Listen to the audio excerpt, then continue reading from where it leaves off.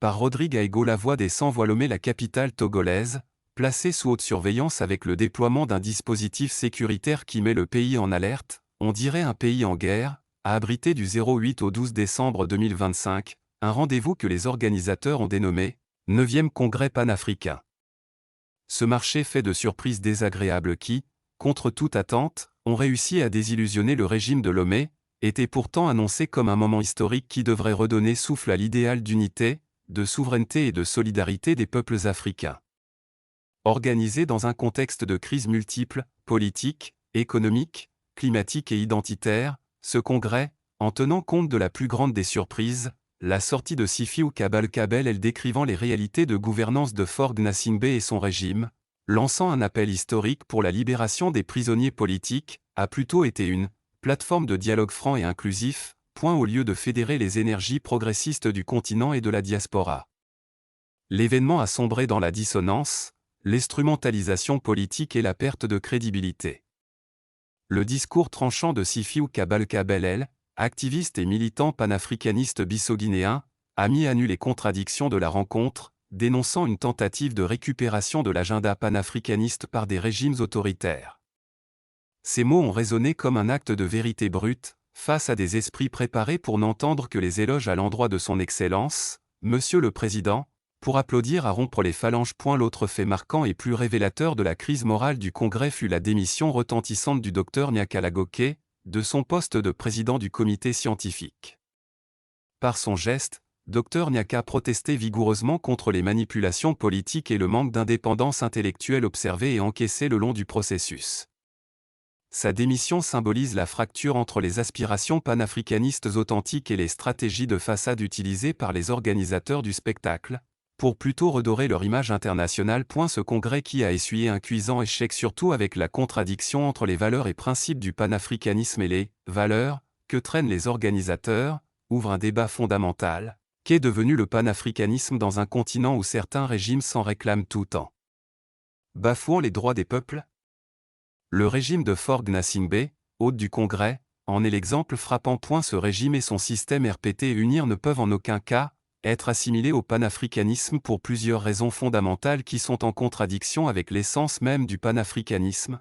Négation de la souveraineté populaire. Le panafricanisme repose sur la liberté, la dignité et l'émancipation des peuples africains. Or, le régime togolais se maintient au pouvoir par la répression, les fraudes électorales, et la confiscation du droit du peuple à choisir librement ses dirigeants. Cela va à l'encontre de tout idéal de souveraineté populaire prôné par le panafricanisme. Monarchisation du pouvoir. La succession dynastique de Faure Gnassingbé après son père en 2005 est l'antithèse des principes panafricanistes qui rejettent les pratiques néocoloniales et féodales. Un régime de type dynastique perpétué par la force, la corruption, la violence n'est pas un modèle de libération ni de progrès collectif. Répression des libertés. Les régimes authentiquement panafricanistes défendent la liberté d'expression, la participation citoyenne, l'éducation critique. A l'inverse, le régime de Faure Gnassingbé réprime, arrête et emprisonne, torture ou contraint à l'exil des journalistes, activistes et défenseurs des droits de l'homme, artistes engagés, leaders d'opinion et opposants qui critiquent la façon dont le pays est gouverné. Dépendance extérieure. Le régime togolais entretient des relations opaques avec des puissances étrangères qui sont d'ailleurs en contradiction avec les principes et valeurs du panafricanisme, pour garantir sa survie, au détriment des aspirations du peuple togolais et des intérêts nationaux. Le panafricanisme, lui, appelle à l'autodétermination et à une rupture avec les ingérences néocoloniales. Aucune politique intégrationniste ou panafricaine. Le Togo sous le régime actuel ne joue aucun rôle moteur dans la construction d'une Afrique unie, intégrée et souveraine.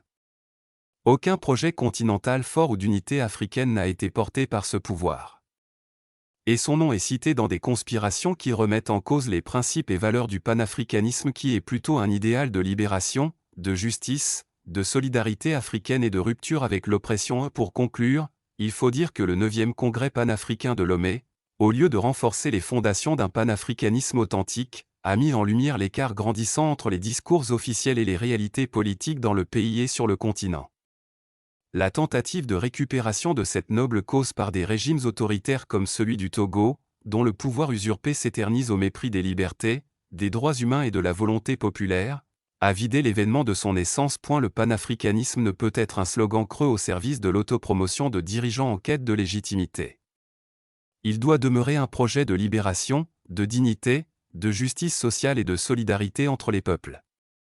Tant que des États persisteront à opprimer leurs citoyens tout en se drapant des symboles de l'unité africaine, ils trahiront l'héritage de Sylvanus Olympio, Kwame Nkrumah, Thomas Sankara, Patrick Lumumba et de tous ceux qui ont rêvé d'une Afrique totalement libre, unie et prospère. Elle revient aux vrais défenseurs du panafricanisme, intellectuels, mouvements citoyens, diaspora et jeunesse africaine, de résister face aux gains faciles, aux espèces sonnantes et trébuchantes.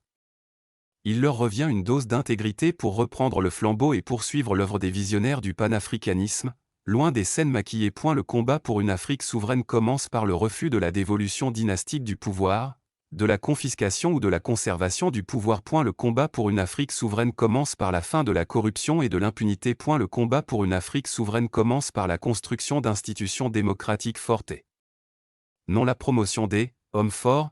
Le combat pour une Afrique souveraine commence par le refus de l'instrumentalisation de l'armée et de la justice pour réprimer et opprimer les peuples. Le fiasco de Lomé doit devenir une leçon. Le panafricanisme ne s'impose pas par décret, le panafricanisme ne s'impose pas non plus par les armes, il se construit par la justice, la vérité et la liberté. Assimiler le régime de Lomé à ce courant serait une grave déformation historique et politique. Ce pouvoir représente davantage une prolongation des logiques néocoloniales que l'expression d'un panafricanisme véritable. Mot-clé, panafricanisme.